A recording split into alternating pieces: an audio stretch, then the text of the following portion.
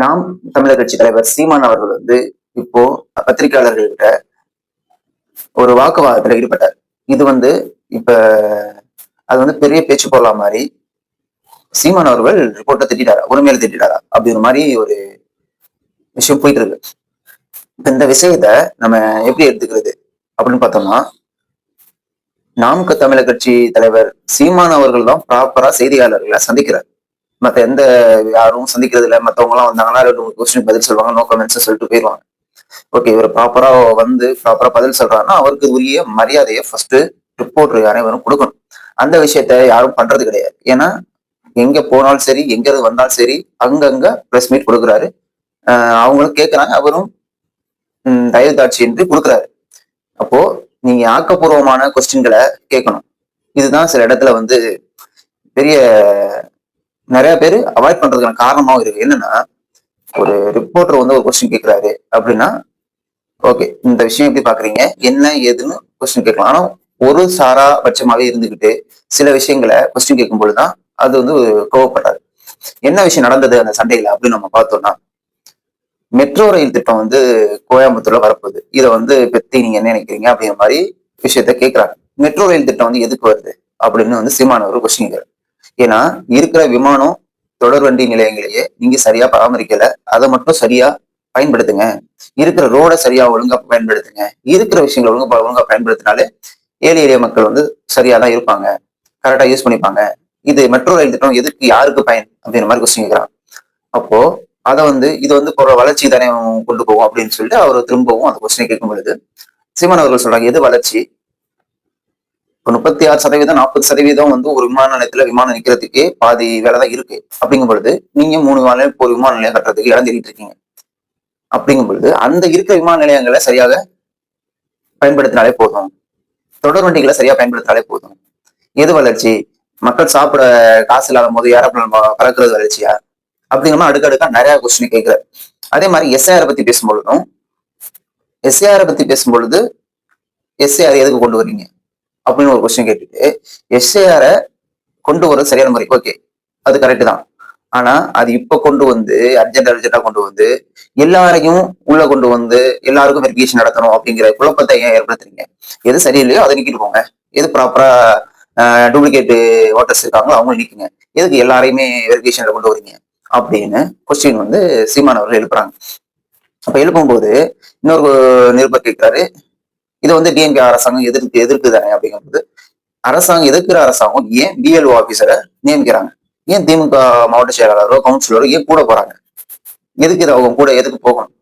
அப்போ எதிர்க்கிறாங்களா இல்ல ஆதரிக்கிறாங்களா அப்படிங்கிற ஒரு குற்றச்சாட்டு வைக்கிறாங்க. இதேதான் தாவேகாவும் கேட்டாங்க. என்னன்னா, சரி எதிர்க்கிறதுனா அந்த ஃபுல்லாவே அந்த எஸ்ஏஆர் அந்த பணியை ஃபுல்லாவே வேண்டான்னு எதிர்த்து நிக்கணும், அந்த வேலையை செய்யக்கூடாது. ஏன் நியமிக்கிறாங்க? அந்த அவங்களுக்கு ஆள் நியமிக்கிறது யாரு? டிஎம்கே அரசாங்கம் தானே. அப்படிங்கும் பொழுது நம்ம அந்த சண்டை போட்ட நிருபர் கேட்கிற, இது தேர்தல் ஆணையம் தானே செய்யுது, தேர்தல் ஆணையம் சொல்றாங்க அவங்க கொடுக்குறாங்க அப்படின்னு சொல்லி உள்ள வர. தேர்தல் ஆணையத்தை நியமிக்கிறது யாரு? தேர்தல் ஆணையத்துக்கு கீழே உங்களை அனுப்பி ஓட்டுக்கு பிஎல்ஓ ஆபீசர் நியமிக்கிறது யாரு? அதை ஏன் நிரூபிக்கிறீங்க அப்படின்னு சொல்லி சீமா அவர்கள் திரும்ப கேட்கிறாங்க. அப்போ அவர் அந்த கொஸ்டின் கேட்டதும் சட்டனா கோவப்பட்டு, நீ யாரு, நீ எதுக்கு தேவையில்லாத கொஸ்டின் கேட்டுட்டு இருக்க, ஒரு சாரா ஒரு முட்டு கொடுக்குறது மாதிரி ஒரு கொஸ்டின் கேட்கும் போதுதான் அவர் கோவப்பட்டு அந்த ஆத்திரத்துல கத்துற, நீ தேவையில்லா கொஸ்டின் கேட்காத, நீ கிளம்பு அப்படின்னு சொல்லிட்டு கடுமையா வார்த்தைகளால் பேசுறாரு. அது நம்ம வீடியோலயே பதிவாயிருக்கு. இதுதான் இந்த விவாதம் தான் அந்த இடத்துல நடந்தது. ஏன்னா மெட்ரோ ரயில் கொண்டு வரணும்னு சொல்றது பெரிய பெரிய விஷயங்களை பண்ணிட்டா அது பொருளாதாரமா ஒரு பின்பத்தை உருவாக்குமே தவிர அங்க உள்ள மக்களோட பொருளாதாரம் உயருமா அப்படின்னா அது கிடையாது. அததான் சீமான் அவர்கள் சொல்றாங்க.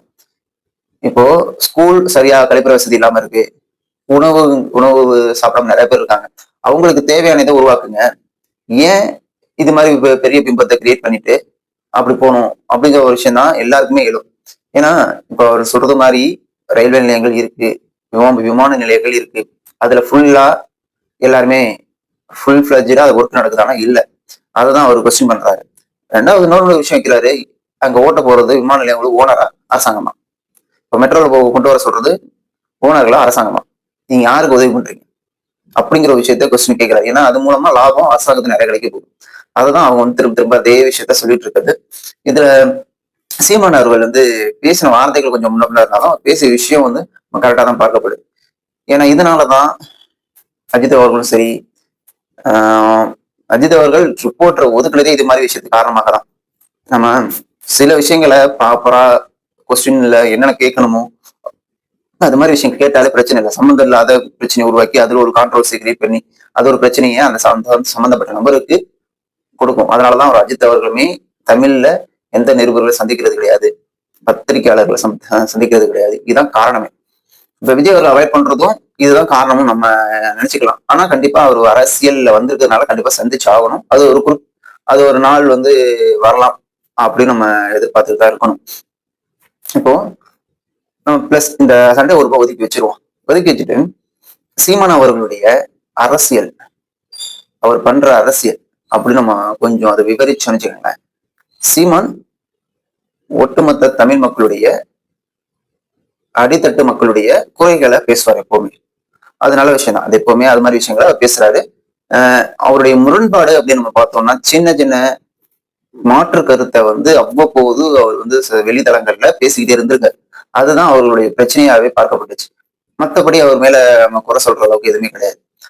இந்த சில விஷயத்துல இந்த எஸ்ஆர் எதிர்க்கிறதா இருக்கட்டும், மற்ற விஷயங்களை எதிர்க்கிறதா இருக்கட்டும், மற்ற எல்லா விஷயங்களையுமே அவர் எதிர்த்து ப்ராப்பரா பேசிட்டு தான் இருக்காரு.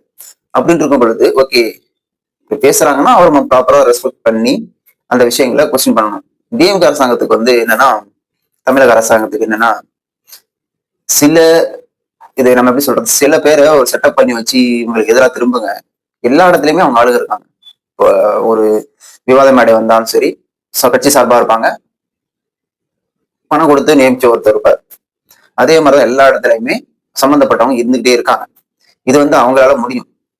ஏன்னா காசு நிறைய இருக்கு, அவங்களால அதை செயல்படுத்த முடியும். ஆனா இப்போ முன்னாடில இருந்து அப்படிதான் பண்ணிக்கிட்டு இருக்காங்க. ஆனா இப்போ டெக்னாலஜி அதிகம் வளர்ந்ததுனால நிறைய பேர் யங்ஸ்டர்ஸ் இருக்கிறதுனால அவங்களுடைய மண்டவாளம்னா மேற்கோள் காட்டி முகத்திரையை கிழிக்கிறாங்க. இதுதான் இப்ப நடந்துகிட்டு இருக்க விஷயங்கள் எல்லாமே, அவங்க பண்றது எல்லாமே அப்பட்டமா வெளியே வந்தது. அதுக்கு இதுதான் ஒரு மூல காரணம்.